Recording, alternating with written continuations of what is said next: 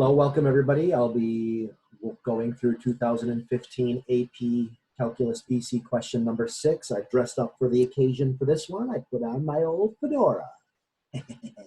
All right, so first of all, here's number 6. The Maclaurin series for the function f is given by this function right up here. They actually give you that function. And it tells you it converges to f of x for the absolute value of x is less than r, and r is a radius of convergence. All of this really is not necessary to the problem, just clarifying that r is that special radius of convergence. First question, use the ratio test to find r. So pretty standard first part of the question here. The very first thing you do is you need to set up the ratio. So everything here in green, this is this first point of the ratio. If you did it as the division of the reciprocal of this and then flipped and multiplied by the reciprocal, there's nothing wrong with either of that. But this here is the n plus 1 term, and this here is the nth term reciprocated when you multiply. And you end up simplifying to this. So hopefully you do know how to do that. X to the n plus 1 divided by the x to the n is just x. And then you get your negative 3 times n divided by your n plus 1 times negative 3. I'm sorry. No, you get your n plus 1 on the bottom. That's it, because you're negative 3 at the end and negative 3 at the end minus 1. This one's 1 bigger than this one. So basically, that's one more extra 3m, negative 3 on the top. You don't really have to have the negative with this because, of course, it is absolute value. So when you do simplify this, you end up with this purple part, which is 3 times x, or 3 times the absolute value of x. Technically, it should be the absolute value of x. I don't think they would take off for that, but the limit as n goes to infinity of n over n, okay, that becomes 1 by n behavior models. So it's negative 3 times n over n. You ignore this plus 1. As you go to infinity, it's irrelevant. So negative 3 over n divided by n is just 3. Absolute value makes that positive. But then the absolute value of x is important because then you usually set this between negative 1 and 1. So here's your absolute value part. But they did ask for only the radius of convergence, so you didn't need to put this between negative 1 and 1. If you did, and you wrote it as x is less than 1/3, and then greater than negative 1/3, I think they wouldn't take off for that if you did have this somewhere in your paper. But the radius of convergence actually is just 1/3, because that's what they asked you for, find out. Okay, so those are your 3 points for part A. Part B, write the first 4 non-zero terms of the Maclaurin series for f prime. Well, this is f, and you need to have f prime.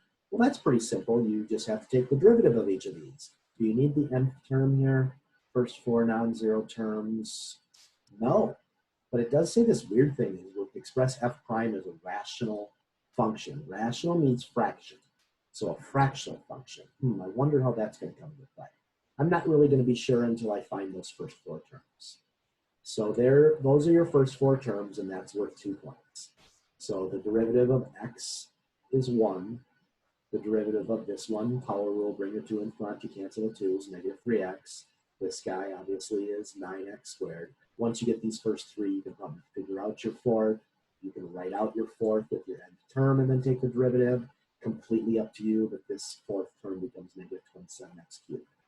Now I'll say here minus 1 for each error. If you forgot a negative, that's only 1 mistake.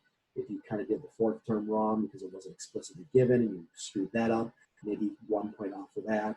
Obviously no more than 2, but each error is worth a point off. Now if you look at this, you should be saying to yourself, oh, I get the rational function now. This is clearly geometric. To go from 1 to 3x, you multiply by negative 3x. Then to go from negative 3x to 9x squared, you multiply by another negative 3x. So I bet they want that f prime as a rational function to be the a divided by 1 minus r. Either one of these is okay. You don't have to change the minus and negative to plus, but that's how you get your 3rd point for this part. Moving on to part C.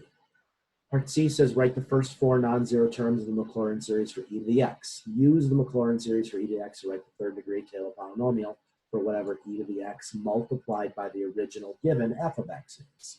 So it's a Maclaurin, so therefore it's about x equals 0. The first one is just basically, hey, test taker, do you have e to the x memorized, or can you produce it? I hope yours is memorized, but that's this purple point. First four non-zero terms of e to the x. Remember, and a reminder that you shouldn't be looking these things up.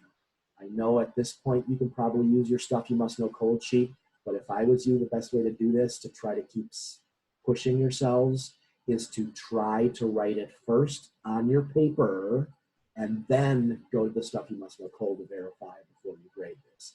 I'm okay with that, but please write it first. So that's just worth 1 point. Now, how are we going to handle this e to the x thing, which is this, and multiplying it by the x thing, which is this? I'll just kind of do these first three here.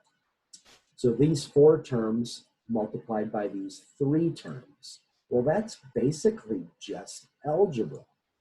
So I have the four terms here, and I have the three terms given, and we want a third degree.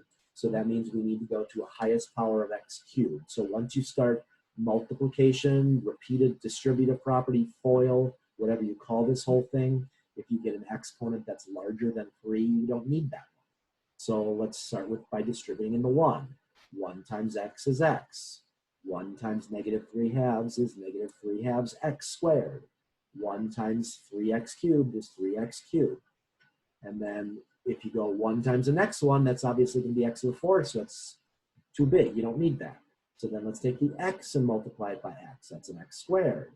That's okay. X times this guy, which would be -3/2 x to the 3rd. That's okay. If I did another one, that's x to the 4th.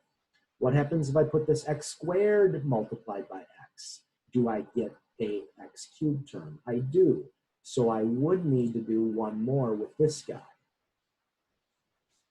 And then after that, all that repetitive distributive property, when you combine all your like terms, you end up with this expression.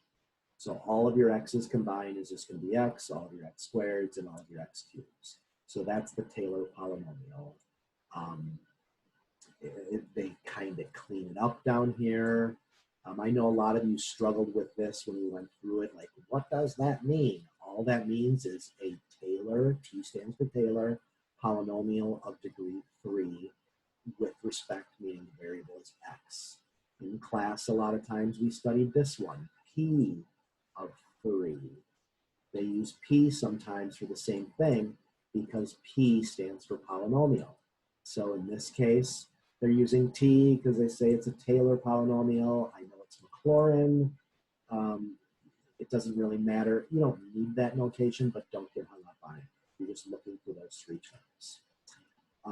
That should do it. I don't think there's part D. There is not. Hope that helps. Thanks for staying with me today, and have a good day.